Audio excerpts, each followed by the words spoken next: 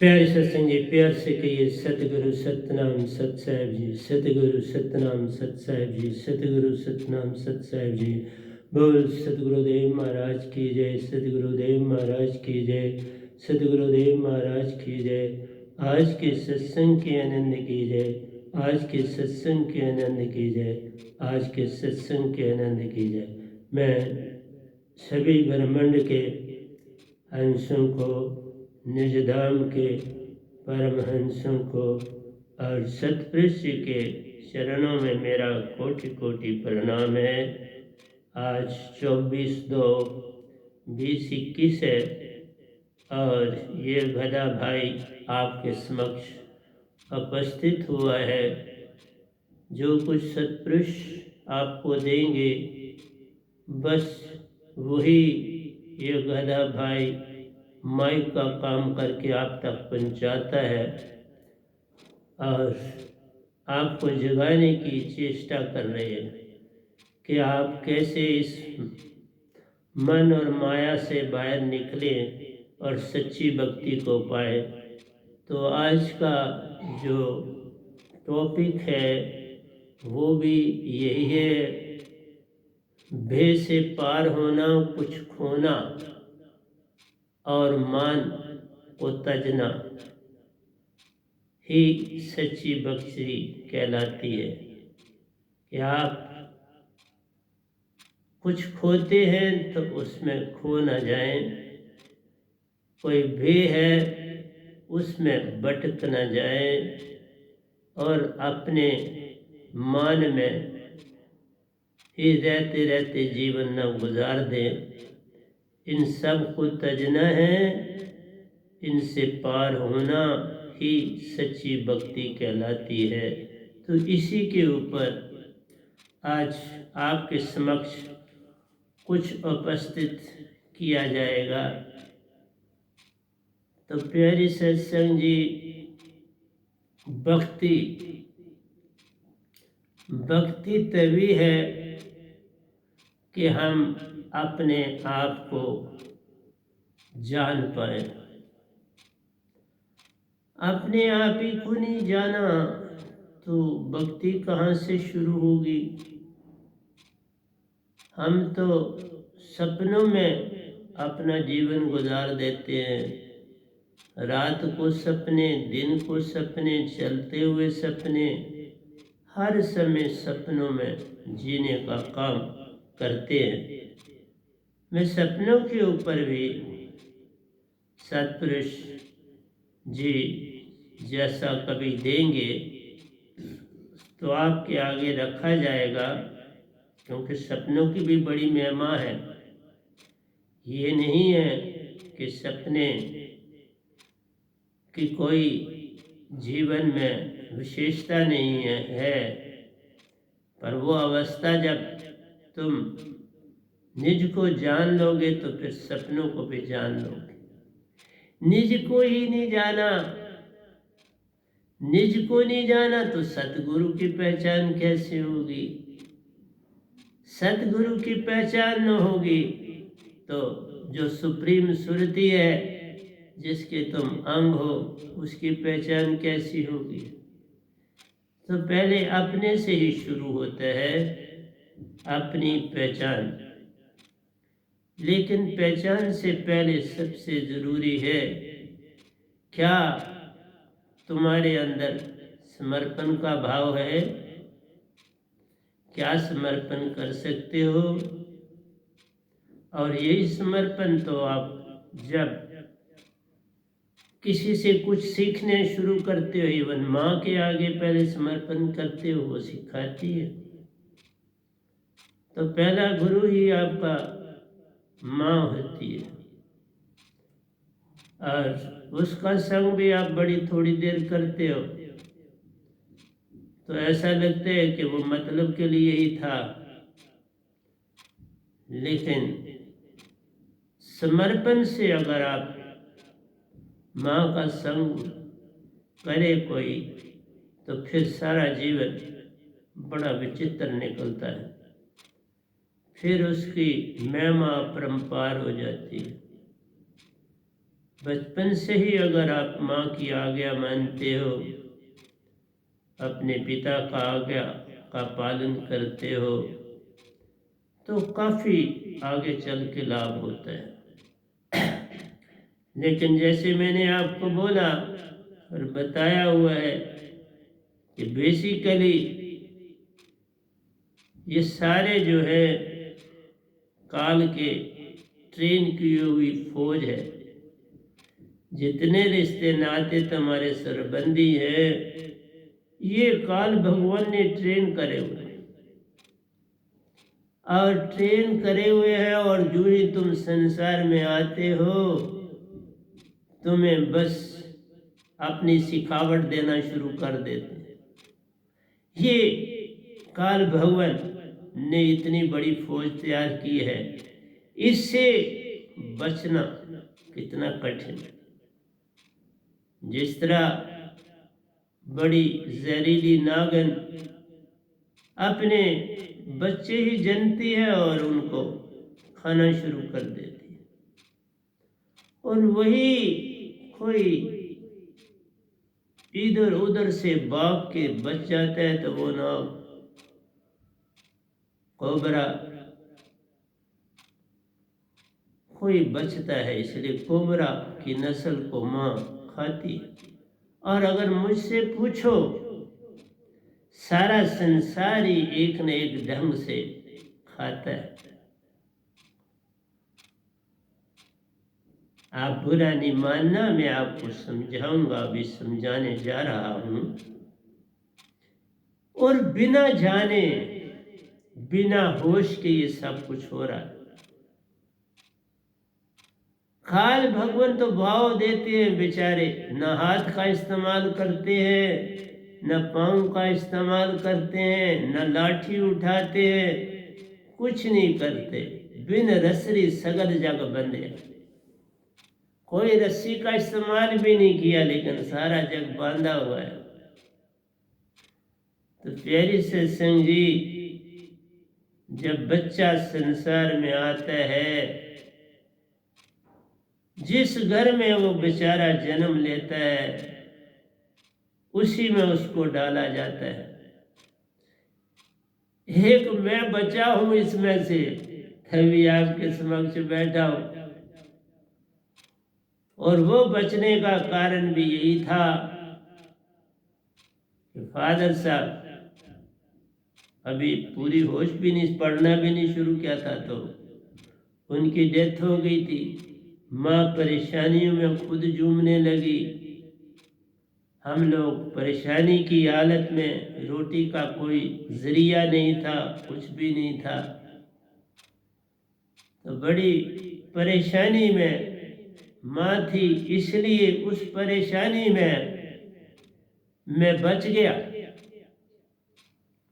मैं ही नहीं बचा, मेरे भाई बहन भी बचे। उनको कोई सिखावट नहीं दी गई, और उसका ये रिजल्ट है कि मैं आपके समक्ष बैठा। अगर वो भी मेरी रगों में डल गई होती चीजें, जिस तरह बाकियों के माँ बाप इतनी तेजी से ट्रेनिंग देते हैं, यही काल भगवान काम करते हैं, माइंड और माया करती है। तुम समझते हो हम बच्चे को बड़ा ये बना रहे हैं, वो बना रहे हैं, वो सब कुछ साथ लाया है, उसके कर्मों की पोटली साथ है। तुम क्या उसको बनाओगे? अगर ये गधे भाई को कोई बनाने वाला नहीं था, तो भैया बैठा हुआ हूं ना आपके समक्ष, तुम्हारे अपने किए हुए तुम्हारे साथ हैं। इस फौज के से जो बच जाए, वो वक्त बन जाता है। न हिंद बनूंगा, न मुसलमान बनूंगा, इंसान की औलाद हूं, इंसान बनूंगा। अगर ऐसा कोई वही काना नागन से बचा हुआ कोई बच्चा बचता है। इसलिए जो कोबरा होता है उसकी नस्ल बहुत कम होती है, लेकिन बड़ा जहरीला होता है, उसका काटा बचता नहीं। वो पानी भी नहीं मांगने देता, और उसका जहर इतना तेजी से असर करता है। और यही तुम समझते नहीं कि ये जो संसार है वही जहर ये भी देता है। किसी को अधिकार नहीं है कि जो आया है उसको तुम सबसे पहले धर्म ठूंसते हो, उसको उन पद्धतियों में डालते हो। कोई जंजू डालता है, कोई सुन्नत कराता है, कोई टोपी पहनाता है, कोई जंजू पहनाता है, कोई टीका लगाता है, कोई क्राइस्ट का गले में लटका देता है सूत्र के साथ उनकी मूर्ति। अपने अपने ढंग और तरीके हैं। कोई तलवार लटका देता है गले में बच्चे के, कोई कुछ लटकाता है, कोई पंडित जी के द्वारा लटका देता है, जैसे कि वो पता नहीं उसको क्या खा जाए। मैंने कभी कुछ नहीं पहना था तो आपके समक्ष हूं ना बैठा।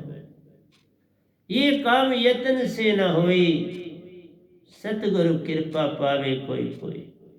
यत्न ये करना चाहिए, चाहे किसी भी धर्म के हो, सच्चे सदगुरु को ढूंढो, क्योंकि उसका कोई धर्म नहीं होता। सच जो लाता है वो सच ही बांटता है, उसके पास कोई धर्म नहीं होता। उसका तो काम ही यही होता है तुम्हें सीधे रास्ते पे लाना। लेकिन क्या करें, ये फौज इतनी है, इतनी ट्रेन की हुई फौज है संसार में, काल भगवान की के बचने का कोई रास्ता नहीं। उस कोबरा के बच्चों की तो एक माँ होती है, 100 बच्चे तकरीबन देती है और खाती जाती है। और हमारी श्रुति को मन और माया इस फौज के द्वारा तबाह कर देता और हमारा पेंडुलम बन जाता है, जो एक सिरे से दूसरे सिरे पे जाता है, या एक सिक्के की तरह हम बन जाते हैं जिसका हेड भी है और टेल भी है।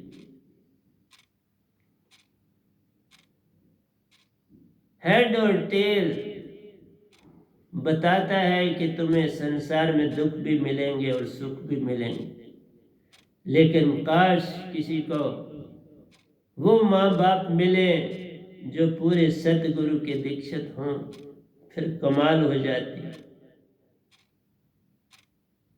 मेरे मोबाइल पे एक बच्चे का फोटो आया, वो जो मेरे द्वारा ही है, किसी मेरी शिक्षक दीक्षित फैमिली में आया हुआ है। तो मेरे सत्संग जो 2 हुए कल के, उनके बीच में उसका फोटो था। इस सुबह मैंने खोला तो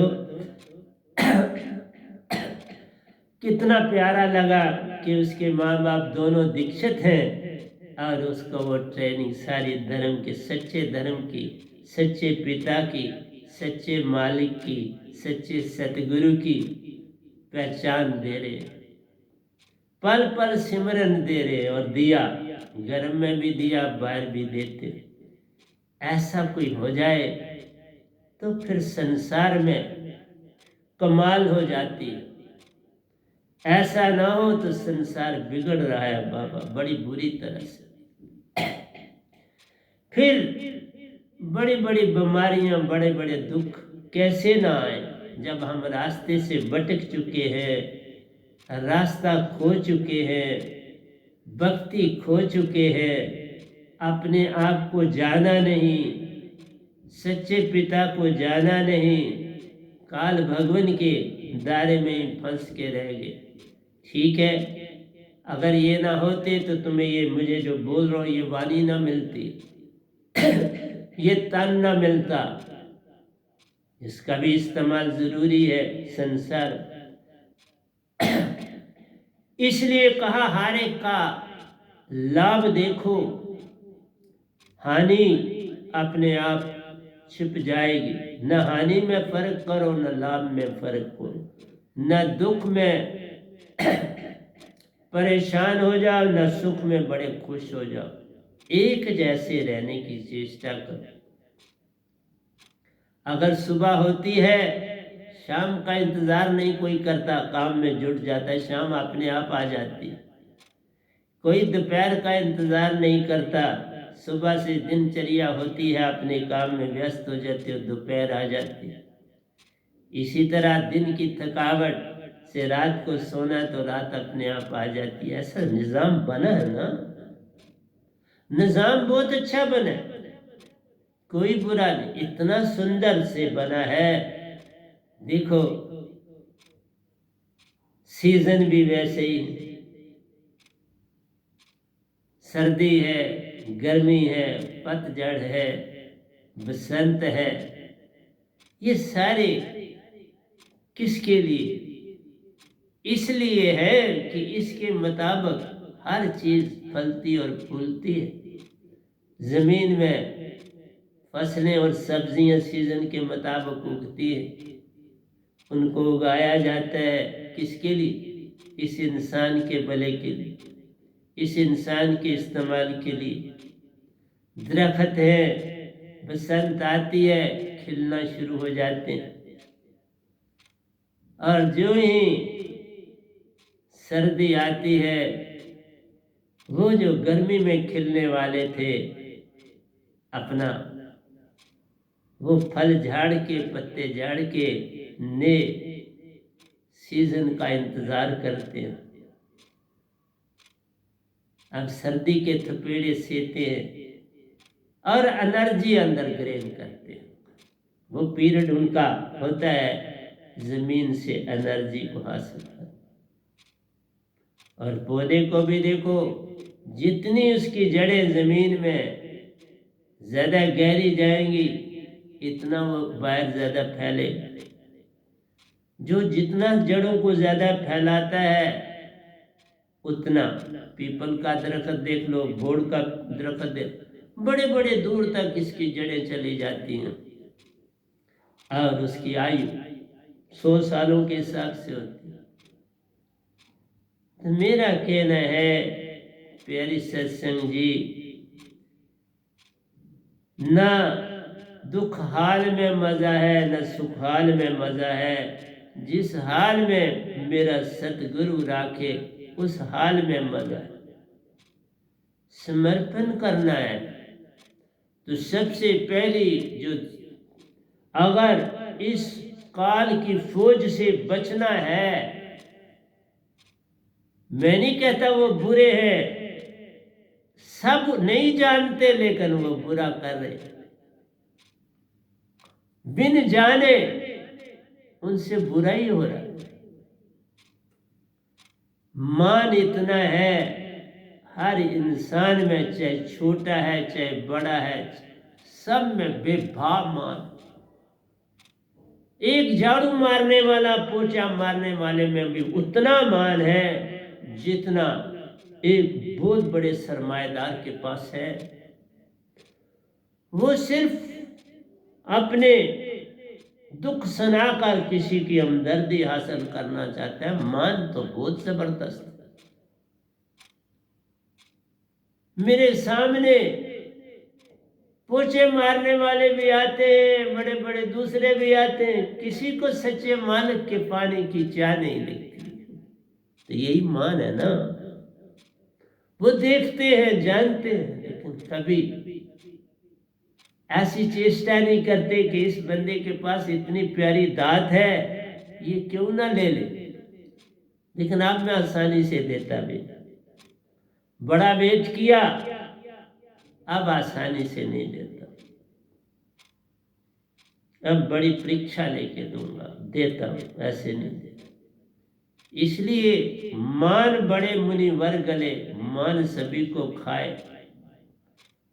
मान और विकार ने खत्म किया संसार।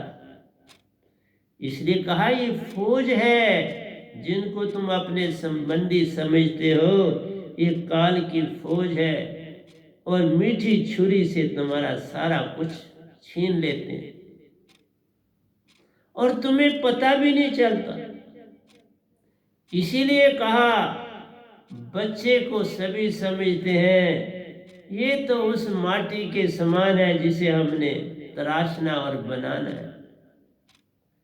वो कुम्हार की माटी समझ के, जैसे कुम्हार माटी से बर्तन बनाता है, पहले कच्चा बनाता है, उसको फिर पकाता है, आंच देता है, आग में डालता है और उसको पका देता है, फिर उसका इस्तेमाल होता है। मेरी प्यारी सत्संग जी, बच्चे की ये दशा नहीं है। वो सब कुछ साथ लाया है, वो परिपूर्ण है, लेकिन काल की फौज उसका सब कुछ छीनने में लगी रहती है।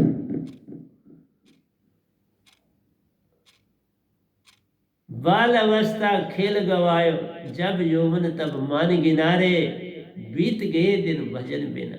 और उसको सिखाया जाता है, अभी तुम्हारा भक्ति का थोड़ा समय, अभी तुम्हारा समय पढ़ाई का है। भाई पढ़ो, किसने रोका है? कोई सतगुरु रोकता है? बल्कि वो तो सहायक होता है। वो क्या कहता है? तुम ना पढ़ो। वो ये कहता है, हथ कार वाल ते मन यार वाल। अपने मालिक को भूल जा। जैसे माता पिता वो नहीं ना छोड़ते, वो तो टेम्परेरी, और जिससे तुम्हारी आत्मा आई है वो तो परमानेंट।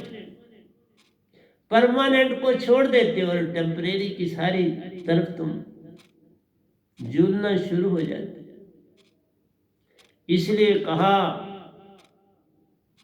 तेरा वैरी कोई नहीं, तेरा वैरी ये सारी फौज। लोगों ने सीधा मन को पकड़ा, बाबा ये फौज तैयार की हुई है। और फौज किसने तैयार की है? मन ने। बिल्कुल ठीक, लेकिन पूरी बात समझ में आनी चाहिए ना लोगों को। सीधा तुम मन को बुरा कहना शुरू कर दोगे, जैसे कबीर जी के उन्हें आई यही काम कर रहे।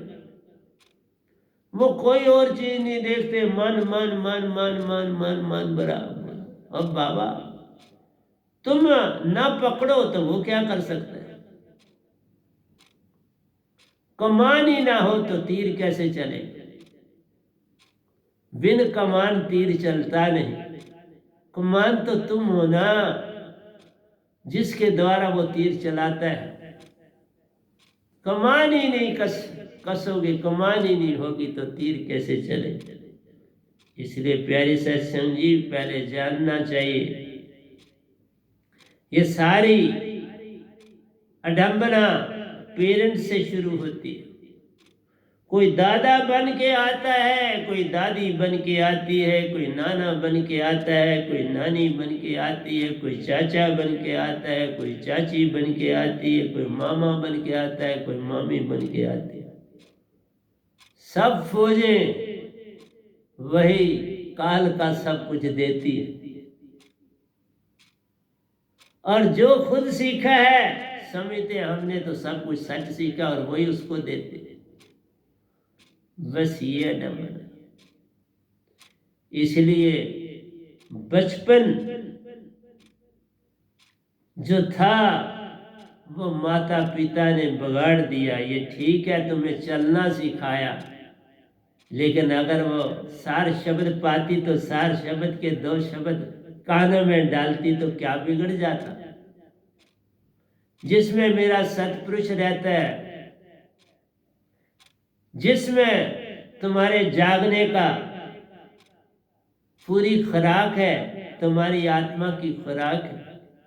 तुम आत्मा हो, शरीर तो तुम्हें दिया गया उदारा, मन तुम्हें दिया गया उदारा, और इनसे काम लो। मैं भी तो ले रहा हूं, शरीर से भी काम ले रहा हूं, मन से भी काम ले रहा हूं। अब बुरे कहां से? अब मैं इनसे काम ले रहा हूं। बुरा वेखण में गया तो बुरा न मिलया को, जे सुरती खोजी अपनी ते मुझसे बुरा न कहूं। क्योंकि अभी कई खामियां होती हैं, उन खामियों को सुधारो जो उस आर्मी ने तुम्हें सिखावट दे दी है। जो चीजें बचपन में सीखी जाती है ना, उनका मिटना बड़ा कठिन है। इसलिए जे तू मेरा हो ही रहे, सब कुछ तेरा होए। फिर तेरा तेरा करते सब कुछ तेरा होए। बाबा नानक तेरा तेरा करके देखा, राशन बांटने लगे, जब 13 आया तो 14 की गिनती ना करी, 13 कहीं रुक के तो सब देते। लेकिन जब अनाज तोला गया तो वो अनाज पूरे का पूरा निकला, कोई कमी ना निकली, कोई अवगुण ना उनका निकाल सका। देखा, सच पे जो चलते हैं उनके साथ सच्चा साथ होता है। तुम सत्य हो, प्रेम हो, आनंद हो, शांति हो। तुम इंसान नहीं, भगवान भी नहीं, तुम तो सत्पुरुष रूप हो। तुम नारायण भी नहीं, आप नारायण कलाधार जग में पर भी उनसे बड़े हो। वो तो मन रूपी थे, तुम तो आत्म रूपी हो। मन नहीं, मन तो ज्योत स्वरूप है, अपना मूल नहीं। श्रुति तू ज्योत स्वरूप है, अपना मूल पहचान। श्रुति को पकड़ो। सारे संसार ने मन को पकड़ा। कबीर साहब ने बात श्रुति की लेकिन पकड़ा मन। हर इंसान भटक गया। ये गधा भाई पूरी सुरती की बात करने आया संसार, पूरा सच्चा रास्ता दे रहा। कोई भी मिलावट है नहीं, कहीं लस्सी नहीं मिलेगी। जिस दूध, जिस घी में लस्सी आ जाए वो घी खराब हो जाता है, इसलिए भक्ति दूषित हो गई। सुरती को पूरी तरह से कबीर साहब ने संसार को नहीं समझाया। उन्होंने मन को साथ रखा, लेकिन मन को साथ में विरोधाभास भी रखा। लोग कंफ्यूज हो गए। वो आ गई बेचारे, काल की फौज थी तो क्या जल्दी समझते, क्या समझते। जो दूसरी फौज हो उसकी ट्रेनिंग भी पूरी सुंदर होनी चाहिए, उसके पास भी पूरे हथियार होने चाहिए अपने आप को बचाने, फिर बात बनती।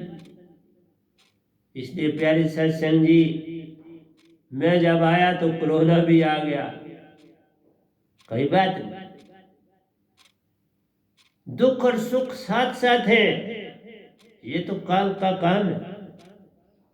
वो अपना चक्कर चलाता है, धरती को बगाड़ता चला जाता है, तभी टेम्परेचर बढ़ रहा है ना।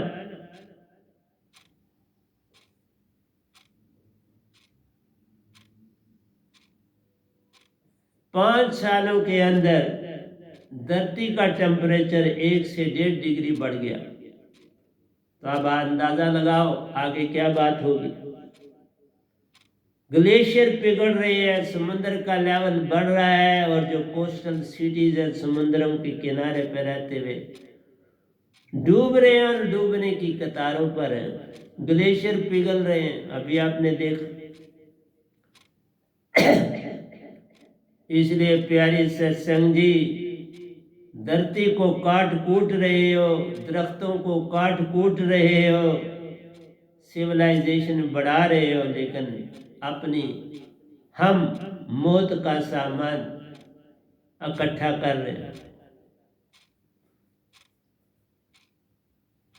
पानी को गंदा कर दिया, पवन को गंदा कर दिया, सब कुछ गंदा हो गया तो बीमारियां नहीं आएंगी तो क्या आएगी। सारा कुछ बिगड़ गया है संसार का प्यारी सत्संग।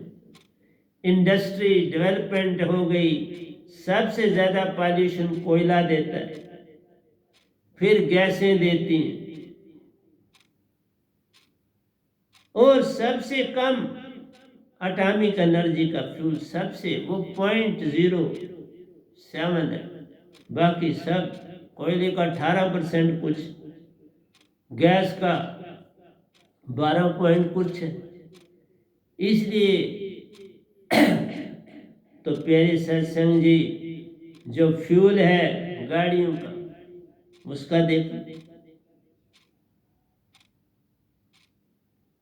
10 से 12% उसकी रेशियो। और ये गैस है जो आदि कोल गैस है उसका, तो सब चीज़ें, लेकिन सबसे कम एटॉमिक पावर की पॉल्यूशन सबसे कम।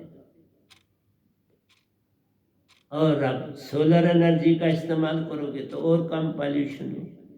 तो मेरा कहना है कि हम मौत के दाने की तरफ जा रहे, क़यामत की तरफ जा रहे। टेम्परेचर को बचाना आती आवश्यक है धरती पर, और इन पॉल्यूशनों से टेम्परेचर बढ़ता है।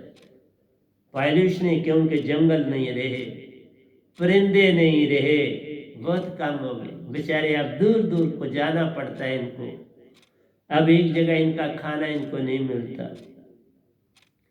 ये भी 100 मील, हजारों मील का सफर करते हैं, 100 से लेके हजारों मील का सफर करते हैं अपने दाने चारे का। इसलिए प्यारी सत्संग जी, मेरा आपसे कहना है कि बच्चों को अगर सही शिक्षा दे दोगे तो तुम्हारा सब कुछ बदल जाएगा। हम कहते हैं फेथ, फेथ तो आता नहीं, फेथ बड़ी दूर की चीज होती है। भरोसा, हमें भरोसा करना पड़ेगा, एक सतगुरु के ऊपर भरोसा करना पड़ेगा। है संसार में झूठ बहुत है, मैं नहीं कहता नहीं, लेकिन थोड़ी देर के बाद परखा जा सकता है। मैं 10 साल से पोछे ही मार रहा हूँ, झाड़ू मार रहा हूँ, चदरें धो रहा हूँ, सारा काम कर रहा हूँ, सत्संग दे रहा हूँ। इस कोरोना के पीरियड में एक सत्संग तकरीबन पर डे दे रहा, एक दिन छोड़ के अगर करता हूँ तो 2 सत्संग देता। तो प्यारी सत्संग जी, फेथ होना तो बहुत ही इंपॉर्टेंट है, और ये कभी डेवलप नहीं होता क्योंकि ये जुड़ा हुआ है प्रेम से, सत्य से, आनंद से और शांति से। भरोसा और विश्वास करना पड़ेगा। भरोसा और विश्वास की से छलांग लगानी पड़ेगी, जो कि विश्वास, जो कि तुम्हारे अंदर पूरी तरह से फेथ ले आए। भरोसा कर और छलांग लगा, फिर आहिस्ता आहिस्ता भरोसा करा, छलांग लगाई तूने, और फिर आहिस्ता आहिस्ता विश्वास बढ़े। लगन होनी चाहिए। अगर भरोसा है उसमें लगन डालो, क्योंकि बच्चे ने अगर एक बार आइसक्रीम खाई, चॉकलेट की, तो वो फटाफट फिर मांगता है, और आप फट उसको देते। उसका अब क्या हो गया कि जिस चीज में आपकी चाहत होगी वहां पर कोई भी आपको यत्न नहीं करना पड़ेगा। जैसे किसी लड़के का किसी लड़की से प्रेम हो जाता है तो वहां कोई यत्न करना पड़ता, विश्वास से दोनों मिल लेते, कोई वहां स्ट्रगल नहीं करनी पड़ती, कोई यत्न नहीं करना पड़ता। इसलिए जहां भरोसा आ जाता है वहां यत्न की आवश्यकता नहीं रहती। लेकिन जहां भरोसा नहीं, क्योंकि भक्ति तुम्हारे लिए वो चीज है जिसमें तुम्हें कोई लाभ नहीं दिखता। हर इंसान को बचपन में यही सिखाया जाता है, जहां जाओ मांग लो, मंदिर जाओ, मस्जिद जाओ, गुरुद्वारे जाओ, फट माथा टेको और मांग लो। आदत होगी ना मांगने की, इसलिए जब गुरुवा भी धारते हो तो मांग, सतगुरु धारा तो भी मांग, मांगे तुम्हारी नहीं जाती, आदत पड़ेगी ना। अपने आप पे भरोसा खत्म हो गया और मांगों की तरफ तुम चल पड़े। इसलिए श्रद्धा और विश्वास बड़ी दूर की चीज है। भरोसा और लगन उत्पन्न करनी, यत्न करना है, और फिर आहिस्ता आहिस्ता सतगुरु पे फिर आहिस्ता आहिस्ता विश्वास जागे। और तुम्हारा विश्वास जागता है वो थोड़ी देर के लिए, क्योंकि वो लाभ के लिए होता है। फिर थोड़ा लाभ मिल गया, फिर जब वो तुम ठीक ठाक हो गए फिर भूल गए सतगुरु को। फिर भक्ति बहुत कठिन काम हो गया, क्योंकि इसमें तुम्हें सामने लाभ नहीं दिखता, जबकि इसमें लाभ ही लाभ।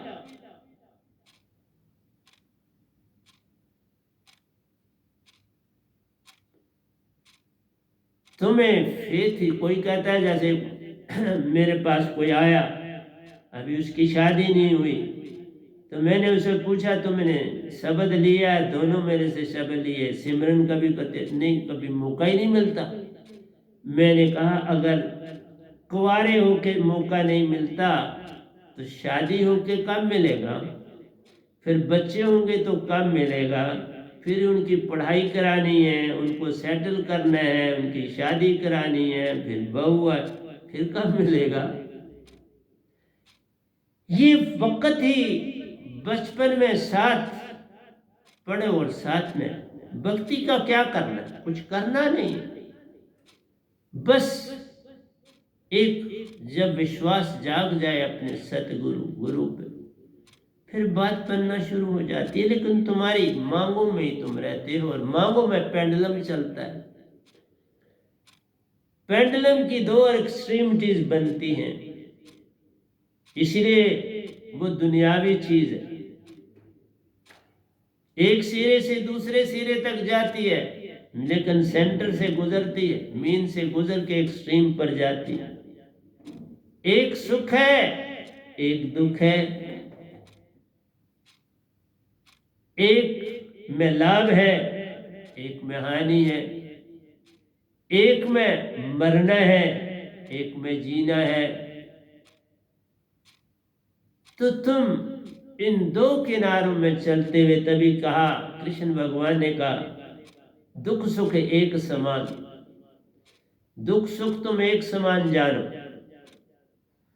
जैसे कृष्ण भगवान को जब शेषनाग ने अपनी फुंकार मारी तो उनसे उनका रंग काला हो गया, उसका प्रभाव पड़ा उसके पॉइजन का, तो काला हो गया।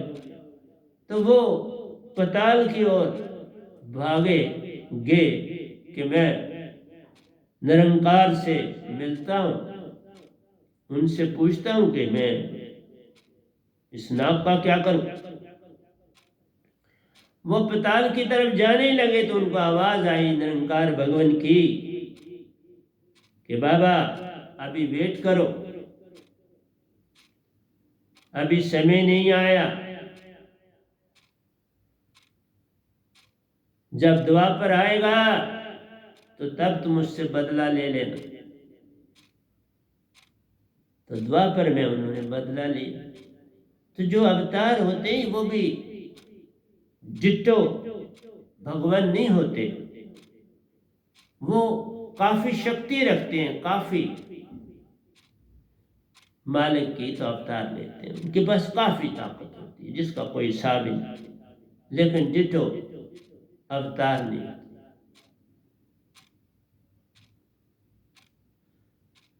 ईश्वर अवतार न माने कोई, वे जो माने सो वेद मुमुख और पामर होए। ये रविदास जी ने लिखा है कि ईश्वर कभी अवतार नहीं लेते, ले नहीं सकते उनका अंश। जैसे सतपुरुष कभी अवतार लेते नहीं, लेकिन अपनी शक्ति सतगुरु को देते और बहुत ज्यादा देते। वही शब्द जो हमारे पास होता है वो शक्ति से लदा हुआ होता है, उसमें सतपुरुष आप होते हैं, लेकिन वो तुम्हें दिखाई नहीं देते, सतगुरु को दिखाई देते। इसलिए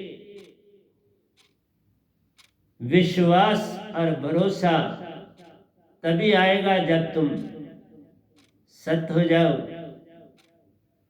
तभी आएगा जब तुम प्रेम हो जाओ, तभी आएगा जब तुम आनंदित हो जाओ, तभी आएगा जब तुम शांत हो जाओ। फिर तुम सिक्का उठाओगे तो तुम्हें हेड एंड टेल का कोई फर्क नहीं दिखेगा। फिर तुम्हारे सामने पेंडुलम चलेगा, तुम्हें उसका दो सिरे घूमते हुए दिखाई नहीं देंगे। तुम्हें दुख सुख, अच्छा बुरा, ऊंच नीच सब एक सा लगे, हार जीत एक सी लगे, और लगनी चाहिए।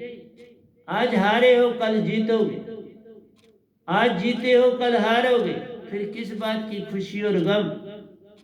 लेकिन हम संसार में यही सिखाया जाता है, जीते हो तो खूब शोर डलाओ, खूब प्राइज दो। मेरा तो कहना है कि जो जीता है वो भी अच्छा है, जो हारा है वो भी अच्छा है। ये तो पॉइंटों की बात होती है, एक आज हारा कल वो जीते। इसलिए कौन जीता और कौन हारा, ये जो संसार में हम करते हैं, इससे बड़ी हानि होती है। इसका इफेक्ट बड़ा लॉन्ग रन होता है। लेकिन एक बात है, इससे एक इंसान उन्नति करता है। तो संसार की उन्नति, संसार में आगे बढ़ने के तौर तरीके और हैं, और स्पिरिचुअलिज्म के तरीके बिल्कुल उल्टे हैं।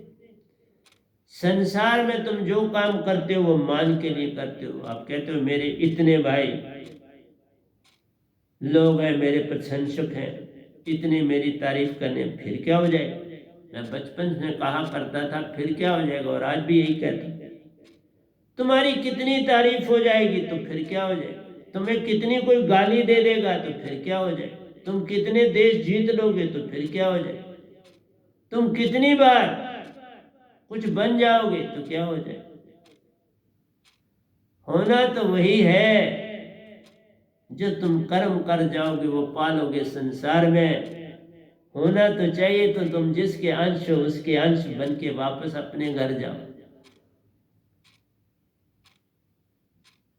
तभी तो सतपुरुष ने कहा, जे तू मेरा होई रे सब कुछ तेरा होए, निज दान तेरा है बाबा मैं तेरा हूं, सारे परमहंस तेरे, और क्या तुम चाहते हो। इस काल में रहना चाहते हो, यही सिखावट। पत्थर की तरह जीवन व्यतीत करना चाहते हो, ये तुम्हारी सिखावट। इसलिए गुरुवा लोगों ने भी तुम्हें ये कहा, तुमने खुद यत्न करना है। मैं तो रास्ता बताने वाला हूं तुम, लेकिन सतगुरु कभी ऐसा नहीं कहता, मैं कभी नहीं कहता। मैं तारनहार हूं, मैं पार लगावनहार हूं, मैं पल पल सुरक्षा प्रदान करने वाला इस संसार में आया। यहां तो कृपा की बरसात होती है,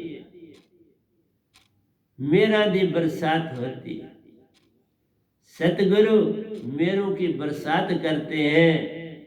किसी के जीवन में वो दुख सुख दिखाई नहीं देते, वो कभी नजर नहीं आते, लेकिन एक ही बात है, वो दिन आना चाहिए जब तुम पूरी तरह से अपना सर झुका दो सतगुरु के चरणों में। फिर ही वो कहता है, जे तू मेरा हो ही रे तो सब कुछ तेरा हो। सर झुकाना आ गया तो हो गया भजन। सतगुरु को बचपन में पा लिया तो हो गया भजन। सतगुरु के होके हर काम करना आ गया तो हो गया भजन। सतगुरु को सुरती में बसा लिया तो हो गया भजन। हर सपने में सतगुरु को देख लो तो हो गया भजन। अब जिधर देखता हूं उधर तू ही तू है, कि जलवा तेरा हर शय में रूबरू है। बस ऐसा हो गया तो हो गया भजन। भजन ये कोई यत्न थोड़ा करना है, ये काम यत्न से न होए। सतगुरु पावे कोई कोई, इसलिए मैं सपनों के ऊपर भी बोलूंगा। ये सपने भी अगर सतगुरु के जब सपने आए, भक्ति के सपने आए, तो समझना तुम तुरीयावस्था में चले गए। ये तुरीय अवस्था के सपनों में जो चीज घटती है, फिर तुम्हें अपने बुजुर्ग भी दिखेंगे, वो भी चाहेंगे तुम सच्चे सतगुरु के हो जाओ, और वो 71 पीढ़ियां तुम्हारी तर जाती हैं। अरे बाबा, अंदर की भक्ति से तुम्हारी 71 पीढ़ियां तरती हैं। पूरी तरह से झुकना आ गया तो हो गया भजन। आप यही देख लो, कोई आदमी शिव जी की भक्ति करता है तो वो शिव जी की भक्ति नहीं करता, वो अपनी मांग की करता है, क्योंकि उनको पता है शिव जी बड़ी जल्दी दयालु हो जाते हैं। और ये फैक्ट है, झूठ भी नहीं मैं बोल रहा आपको, क्योंकि मैं शिव जी का भी भक्त रहा हूँ, तभी कहता हूँ वो बड़ी जल्दी तुम्हारे कोई काम, कोई परेशानी किसी की फट दूर करते हैं। लेकिन तुम्हारी भक्ति बस वहां तक रहती है, मांगो। इसी तरह कोई हनुमान जी की भक्ति करता है, आप देख लो जितने ये रेसलिंग करने वाले पहलवान होते हैं, ये हनुमान जी की भक्ति करते हैं। क्यों? कि हनुमान जी से ताकत मांगते हैं। बाबा वो भी बड़े शक्तिशाली थे, उनकी भी वज्र की बाड़ी थी, और पहलवान, उनको हनुमान से कुछ लेना नहीं, लेकिन ताकत चाहिए। इसी तरह शिव जी से अपनी रिद्धियां सिद्धियां सिद्ध करनी है, उनसे शिव जी से कुछ लेना देना, वो ताकत से लेना देना, वो लाभ से लेना देना। इसी तरह कोई लक्ष्मी की पूजा करता है और पैसा मांगता है, और पैसे ही चाहिए, लक्ष्मी नहीं किसी को चाहिए। गणेश जी की भक्ति करता, वो रिद्धि सिद्धि के बड़े कमाल के हैं, तो उनका ध्यान करता है बुद्ध स्थान पर। तो प्यारी सत्संग जी, बड़ी रिद्धियां सिद्धियां मिलते हैं, बड़े बड़े साधु 3 बजे उठ के ऐसा काम करते हैं, उनकी भक्ति करते हैं। वो मसानों पे भी चले जाते हैं, जहाँ चिताएं जलती हैं वहां पर चले जाते हैं, तो ये रिद्धियां सिद्धियां वहां करते हैं। लेकिन उनको गणेश जी से कुछ लेना देना नहीं, रिद्धि सिद्धि से लेना। इसलिए सारे संसार को लाभ से लेना देना, किसी को किसी दूसरे से नहीं कुछ पड़ी। जिस तरह इस कोरोना के पीरियड में कई परिवारों ने इतना कमाया जिसका हिसाब ही नहीं, लेकिन वही जो अगर कमाई करी थी गरीबों की मदद करते तो कितना अच्छा। हमने अपनी पेंशन से बड़ी करी, इसलिए नहीं कि कोई एहसान किया, अपने भाई बंधु करी नहीं, अच्छा लगा कि मेरे भाई बंधु तकलीफ में है तो मैं जितनी तो मेरी संगत ने करी। ये संस्थाएं इसीलिए होती हैं कि जब, और करी बाकी भी संसार में बड़ी संस्थाओं ने किया काम, लेकिन जो बड़े अमीर लोग हैं उन्होंने नहीं काम किए, ऐसा देखा। तो ये एक दुख का कारण है और कोई बात नहीं। उनको ये हम अमीर होते जाए किसके लिए? हर जो तुम्हारे घर आया वो अपना कर्म लेके आएगा, नहीं होगा तो चला जाएगा। मैंने अपने होश में देखा है, बड़े बड़े अमीरों को खाक बनते देखा है और बड़े बड़े गरीबों को ऊपर चढ़ते देखा। मैं बहुत बड़ा गरीब लड़का था, बहुत गरीब, और आज आपके समक्ष बैठे। इसलिए प्यारी सत्संग जी, मेरा ये कहना है कि पेंडुलम की तरह अपने आप को मत चलाओ, उस सिक्के की तरह जिसके 2 पार्ट हैं उसकी तरह अपने आप को मत चलाओ। लाभ के लिए किसी गुरु और सतगुरु को मत धारो, समर्पण के लिए धारो, समर्पण करो और सच्ची भक्ति की तरफ चलो। कुछ फिर करना नहीं, भक्ति सच्ची में खुद कुछ नहीं करना है, बस सतगुरु की कृपा ने सब कुछ करना है। लेकिन तुम हर बार मांग मुख से करते हो, सुरती से याद करो, ज्यादा शक्ति आएगी और तुम्हारी मांग भी पूरी हो जाएगी और भक्ति भी बढ़ेगी।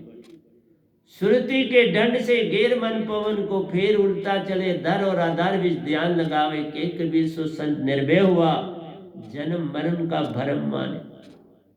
इसलिए प्यारी साध संग जी, तुम अपने आप को सच्चे सतगुरु का बना लो तो हो गया भजन। अगर ऐसा नहीं कर दे तो फिर सब कुछ खाली का खाली। आशा तृष्णा सब घट व्यापक कोई महल न सोना। आशा तृष्णा को छोड़ो, ये जो लिखा है तुम्हें मिलेगा, कोई छीन नहीं सकता। जो गई लिखित सो गई उखित, उसे कोई काट नहीं सकता। इसलिए प्यारे सत्संगी,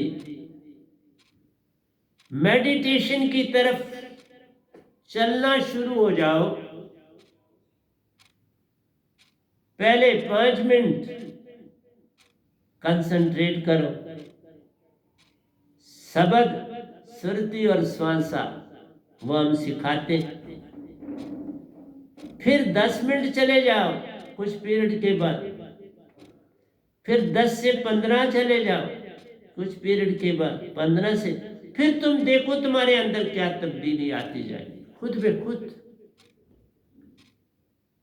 फिर 20 से 25 मिनट चले जाओ, 25 से 30 मिनट चले जाओ, फिर 30 से 40 जाओ, फिर 5-5 मिनट, 40 से 50 जाओ, 50 से 60 जाओ, और फिर जब 1 घंटे का सिटिंग बन जाए, कंसंट्रेशन बन जाए, तो फिर घंटे से सीधा आधा घंटा और बढ़ाओ, 1.5 घंटा तक।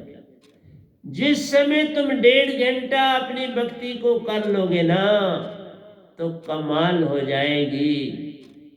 तुम तुरिया अवस्था मिनटों में पालोगे और 75% तुम्हारा मन कंसंट्रेटेड हो जाएगा।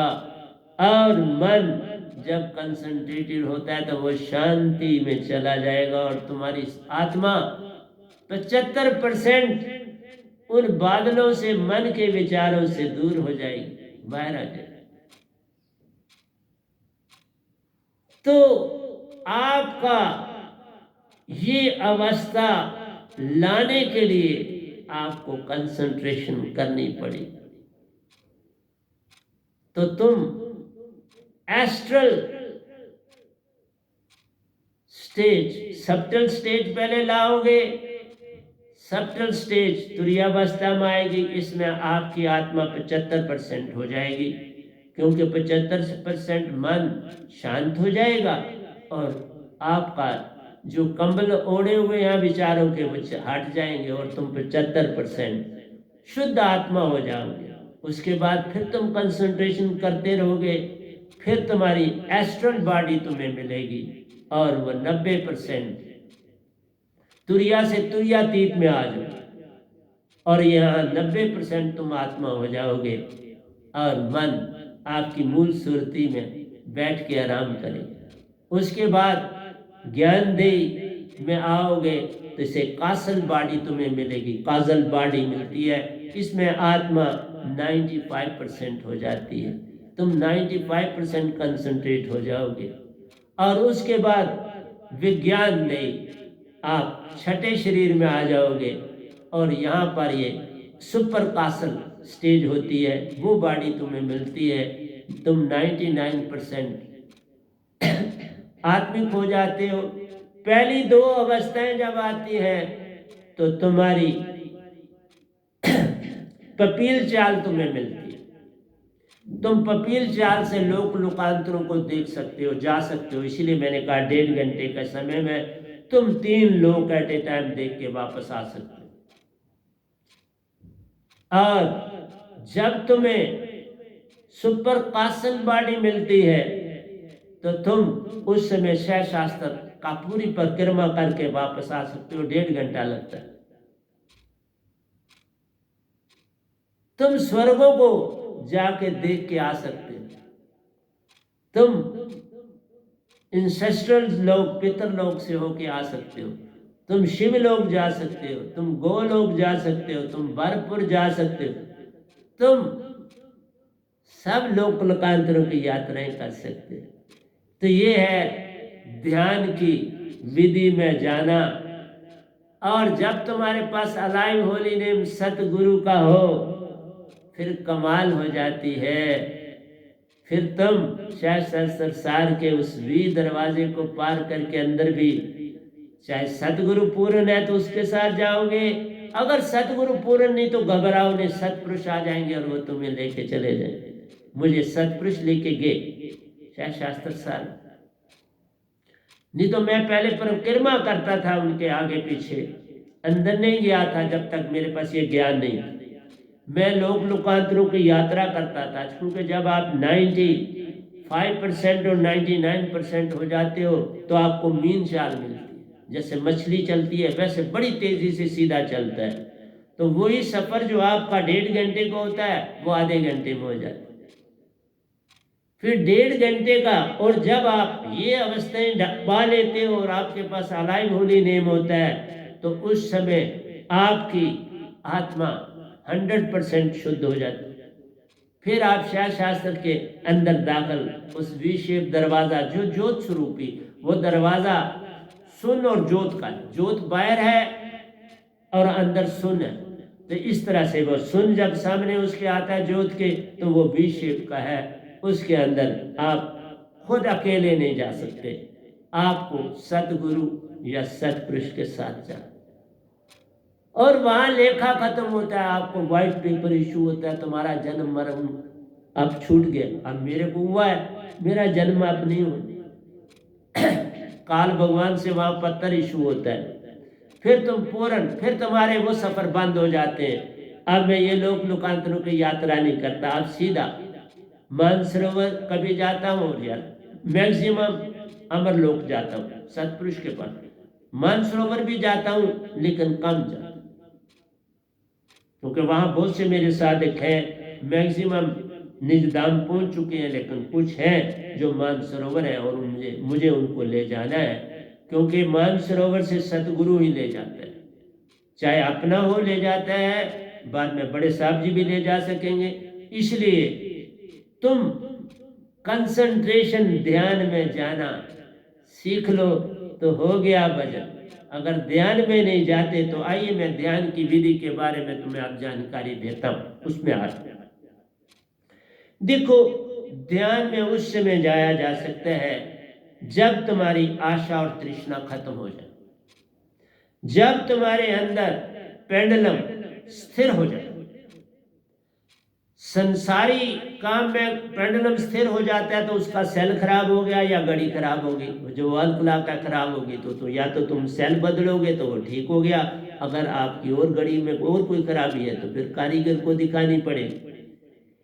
और वहां भक्ति में ये पेंडुलम चलना नहीं चाहिए, पेंडुलम एक जगह रुक जाना चाहिए। अगर चल रहा है तो उसको आस्ता आस्ता रोकते जाना, उसे कम करते जाना है, उसका वाइब्रेशन आस्ता आस्ता कम होती जाएगी, वो स्टिल हो जाएगी। तो इसके लिए हमने आपको एक उदाहरण देते हैं। अपने आप को ऐसे पाना है जैसे हम समुंदर के अंदर नीचे बॉटम में बैठे हुए। समुंदर बहुत गहरा होता है, और जब आप नीचे समुंदर के बैठ जाएं तो ऊपर पानी में तूफान हो कुछ हो आपको कोई फर्क नहीं पड़े। तूफान ऊपर, वो संसार है, तभी कहा ऊपर संसार है। और अगर अंदर चले जाओगे तो वो स्पिरिचुअलिज्म, वो भक्ति है। और समुद्र के